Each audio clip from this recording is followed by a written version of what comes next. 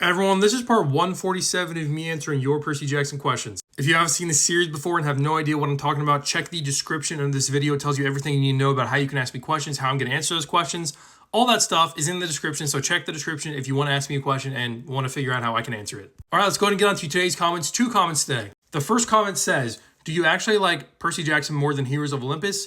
Because I swear like 3 of your top 4 books are from Heroes of Olympus. This person's talking about how I always talk about how like my top 3 books are The Mark of Athena, The Last Olympian, and The House of Hades. And obviously The Mark of Athena and The House of Hades are both from the Heroes of Olympus series. But to answer this question, I do like the Percy Jackson series more. Like if I were to reread one series, I would choose the Percy Jackson series over the other one. Over the over the Heroes of Olympus series. And honestly, part of it is because the Hero series is so much longer. Like it's probably more than twice as long as the entire Percy Jackson series, so it just takes longer to get through. Also, I just find the Percy Jackson books much easier to get through, period, just because the writing is so much lighter. But if we're talking about favorite books, yeah, 2 of my top 3 favorite books are from the Heroes series, but that doesn't mean that I want to read that series over the Percy Jackson series. Does that make sense? But honestly, both of those series are so good. Like I'll go to bat for both of those series. They're the 2 best series that Rick Riordan has ever written.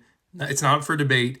Those series are both really good. All right, let's move into the second question here. Also, what on earth is your problem with Annabeth? So this is in reference to the fact that I always talk about how Annabeth is not that powerful. And people always come at me in the comment section saying, no, she's so powerful because she has wits and battle strategy and smarts and whatever. Guys, I'm sorry, that just doesn't translate.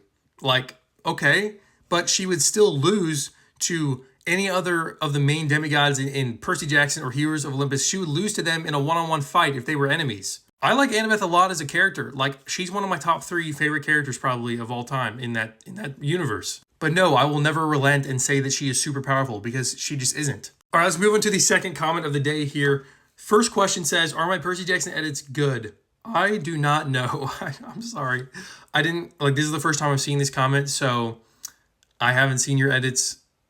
I'm sorry, but I'm pretty sure they're probably pretty good. So everybody watching this video, go search up this username right here and look at this person's edits because they're probably pretty good, hopefully. All right, next question. Who is your least favorite mortal that not Smelly Gabe? Well, you hit the nail on the head there. It's probably Smelly Gabe for me. You know, for not Smelly Gabe, I'm going to go with Marie Levesquez because she was a terrible parent to Hazel. She basically sold Hazel's soul and made Hazel do what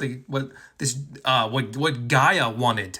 And then Hazel had to die for it. Like Marie was a terrible parent. So yeah, she's my least favorite besides Smelly Gabe. All right, go ahead and get in the comment section. Let me know what you thought about my answers. If you have any different answers for any of these questions, let me know those as well in the comments. And I'll see you tomorrow for part 148 of me answering your Percy Jackson questions.